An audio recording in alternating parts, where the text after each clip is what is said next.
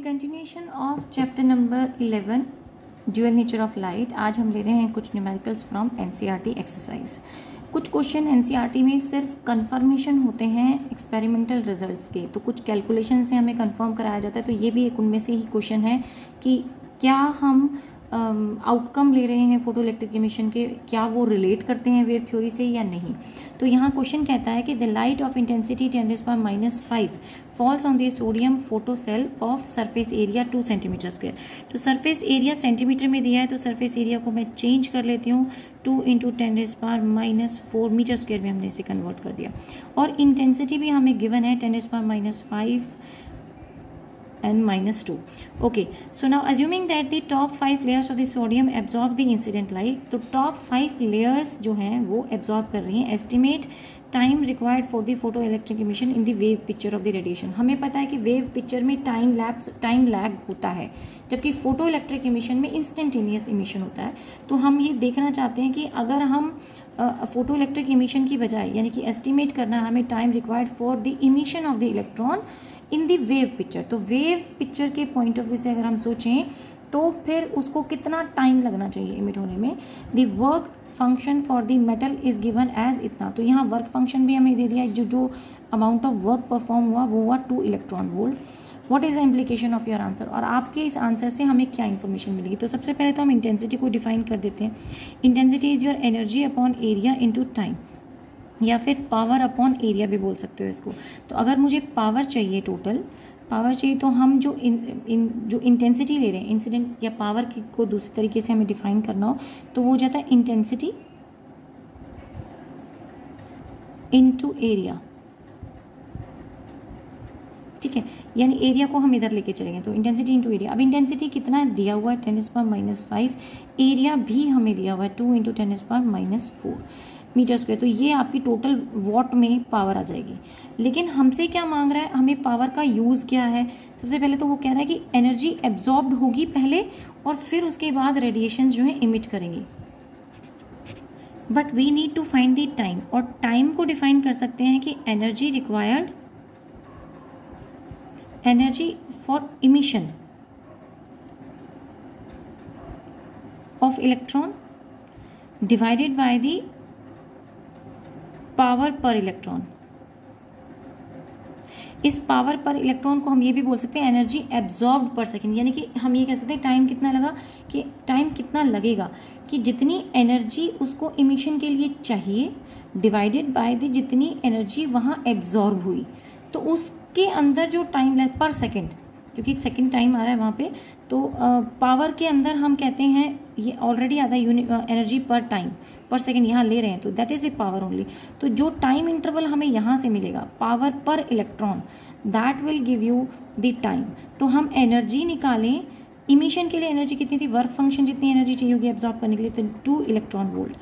Power per electron जो है वो अब हमें चाहिए, क्योंकि हमें पास पावर तो है लेकिन पर इलेक्ट्रॉन नहीं है, यानी कितने इलेक्ट्रॉन इंसिडेंट हो रहे थे।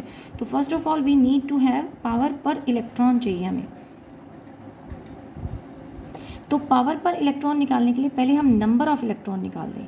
तो नंबर ऑफ कंडक्शन इलेक्ट्रॉन जो अवेलेबल थे, तो पहले कितनी बोली इन्होंने, 5 लेयर्स बोली, और हर एक लेयर का सरफेस एरिया जो था वो इतना था।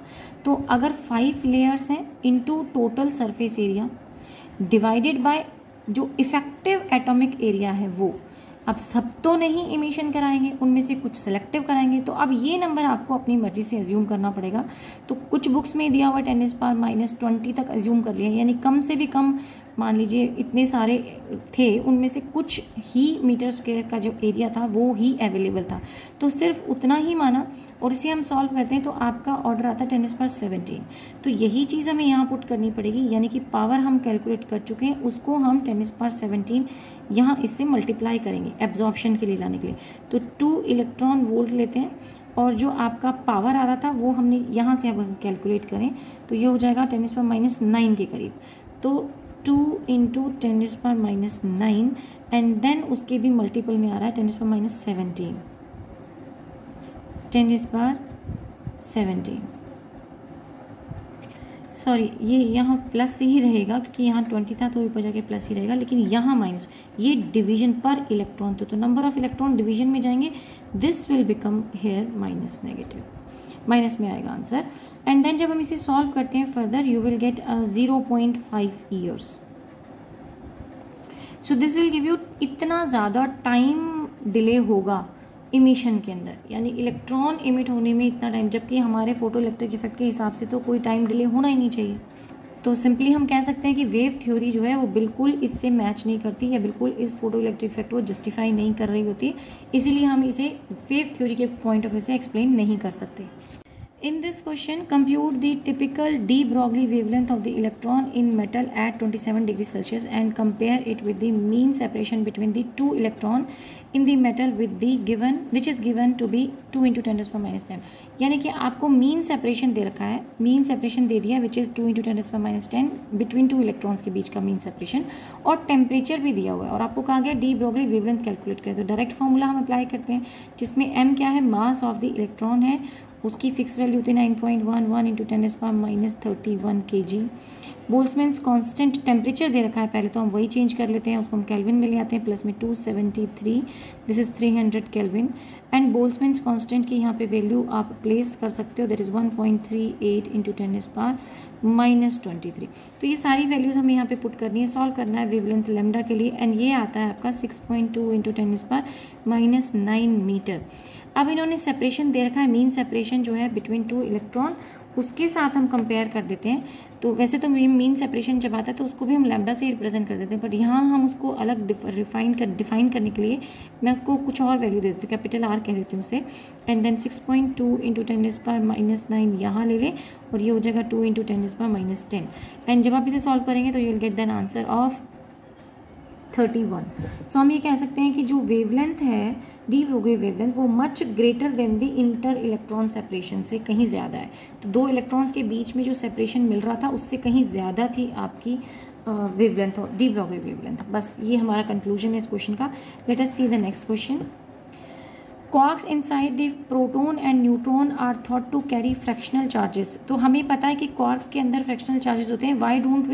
Why do they not show up the Millikan's oil drop experiment.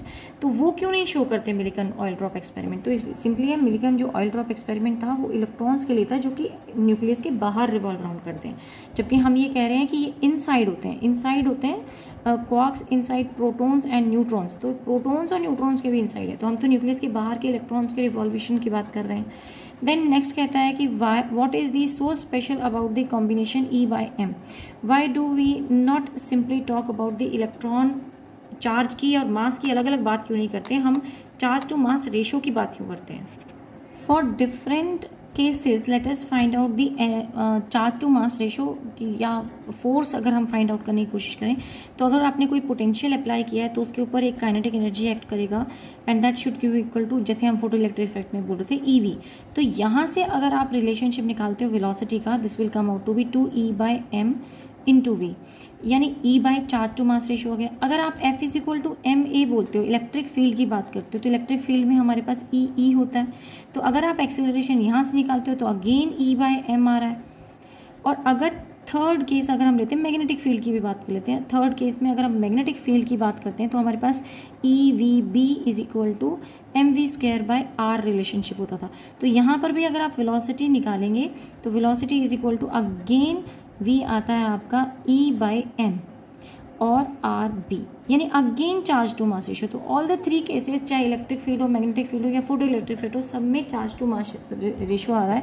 तो हम उनको सेपरेटली नहीं काउंट करते, बल्कि हर एक में क्या करते हैं, हम उनको कोरिलेट करके काउंट करते हैं या उनका रेशो लेते हैं।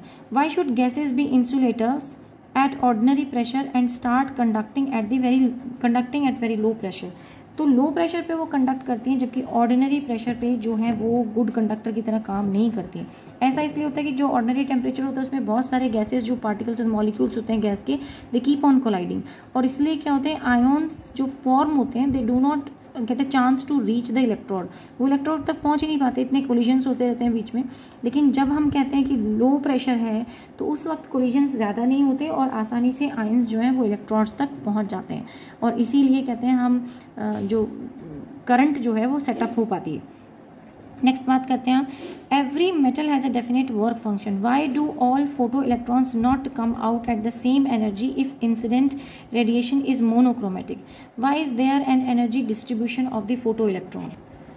क्वेश्चन ये कह रहा है कि हर एक मेटल के लिए एक डेफिनेट वर्क फंक्शन होता है, तो हम ये क्यों नहीं कह देते कि फोटो इलेक्ट्रिक इमिशन में not come out with the same energy if incident with a monochrome. तो अगर हम मोनोक्रोमेटिक लाइट किसी सरफेस पे इंसिडेंट करते हैं तो वो सेम एनर्जी से इलेक्ट्रॉन्स सबके सब बाहर क्यों नहीं आते, क्यों सबके लिए एनर्जी डिस्ट्रीब्यूशन अलग अलग होता है। तो ये पूछ रहा है why there is an energy distribution for photo electrons. तो इसका आंसर एक्चुअली सेमीकंडक्टर कॉन्सेप्ट से हम दे सकते हैं कि एक कंडक्शन बैंड होता है, जो हमने अब तक इस चैप्टर तक तो नहीं पढ़ा, बट लास्ट चैप्टर सेमीकंडक्टर में आप पढ़ोगे कंडक्शन बैंड, और उस कंडक्शन बैंड में एक्चुअली में जो वर्क फंक्शन होता है वो तो आउटर मोस्ट यानी जो हायर मोस्ट एनर्जी लेवल है वहाँ से इलेक्ट्रॉन को बाहर निकालने के लिए चाहिए होता है। लेकिन लेयर्स तो कंडक्शन बैंड में बहुत सारी होती हैं, उसमें एक ही बैंड नहीं होता बल्कि कंटिन्यूस बैंड्स होते हैं, इस तरीके से लेयर्स होती हैं, क्लोजली प्लेस्ड बैंड्स होते हैं। तो अगर यहाँ से इलेक्ट्रॉन निकालना है तो उसके लिए अलग चाहिए होगा एनर्जी डिस्ट्रीब्यूशन, उसके नीचे से चाहिए तो कोई अलग डिस्ट्रीब्यूशन चाहिए होगा। तो हर एनर्जी लेवल से निकालने के लिए इलेक्ट्रॉन को या इजेक्ट आउट करने के लिए आपको जो एनर्जी डिस्ट्रीब्यूशन होता है फोटो इलेक्ट्रॉन्स का वो हमें अलग अलग देना पड़ता है, सेम नहीं रखना पड़ता। The energy and momentum of an electron are related to the frequency and the wavelength of the associated matter wave by the relationship E is equal to h nu and P is equal to, अच्छा ये relation गलत print हो गया, h bye आपके पास lambda होता है।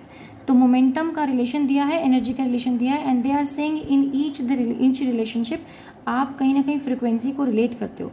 जब आप फ्रिक्वेंसी को रिलेट करते हो, लेकिन जब but while the value of lambda is physically significant, wavelength significant माना जाता है लेकिन फ्रिक्वेंसी सिग्निफिकेंट नहीं मानी जाती, has no physical significance. Why?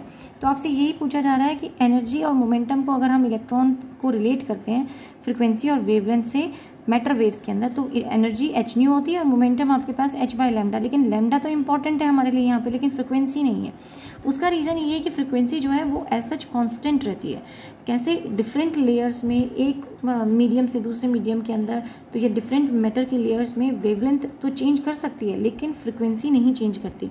तो और हम ये भी कह सकते हैं H new, packet of energy बोलते हैं जो, तो ये एच न्यू तो एनर्जी जो है वो फिक्स अमाउंट ऑफ एनर्जी है, तो वो चेंज नहीं कर रही है, इसीलिए उसका सिग्निफिकेंस भी नहीं होता। सिर्फ सिग्निफिकेंस वेवलेंथ का होता है, क्योंकि डिफरेंट लेयर्स, कितना डीपर हम जा रहे हैं, डिफरेंट लेयर्स में जा रहे हैं, वहाँ वेवलेंथ चेंज हो जाएगी। सो अगर ब्रीफली इन सभी क्वेश्चंस को कंक्लूड करना चाहें तो क्वार्क्स जो हैं वो इन्वॉल्व नहीं होते मिलिकन ऑयल ड्रॉप में, क्योंकि वो प्रोटॉन और न्यूट्रॉन के अंदर एग्जिस्ट करते हैं, बाहर नहीं। अगर हम ये कहते हैं what is the specific E/M ratio, चाहे हम इलेक्ट्रिक फील्ड की बात करें, मैग्नेटिक फील्ड की या फोटो इलेक्ट्रिक इफेक्ट की, इन सब में charge to mass ratio important होता है। गैसियस में क्यों नहीं? इंसुलेटर गैसेज जो है रूम टेम्परेचर पे ऑर्डिनरी प्रेशर के अंदर वो इंसुलेटर्स की तरह बिहेव करती हैं, क्योंकि कोलिजन्स बहुत ज़्यादा होते हैं।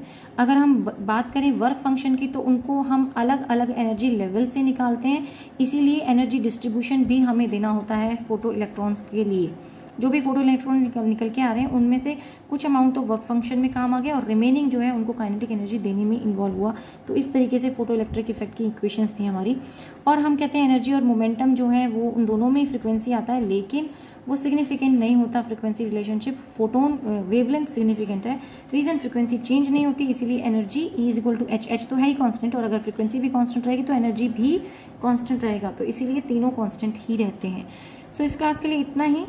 अगेन आई एम सेइंग कि इसमें जो क्वेश्चंस आते हैं वो बहुत ही सिंपल क्वेश्चंस आते हैं। मैंने बहुत डिफ़िकल्ट, जैसे 11.35 एंड 36 जो है, इससे पहले 3-4 वाला, तो 35-34 क्वेश्चन जो है वो क्वाइट ट्रिकी है। ट्रिकी क्या है, बल्कि वो आउट ऑफ सिलेबस मान सकते हैं हम उनको, क्योंकि उसमें रिलेटिविस्टिक फार्मूले की बात की हुई जो कि हमारे बुक में, चैप्टर में कहीं पर भी एक्सप्लेन नहीं होता, तो हम उसे आसानी से छोड़ सकते हैं। तो चलिए आज की क्लास के लिए इतना ही। नेक्स्ट क्लास में कंटिन्यू करेंगे नेक्स्ट चैप्टर।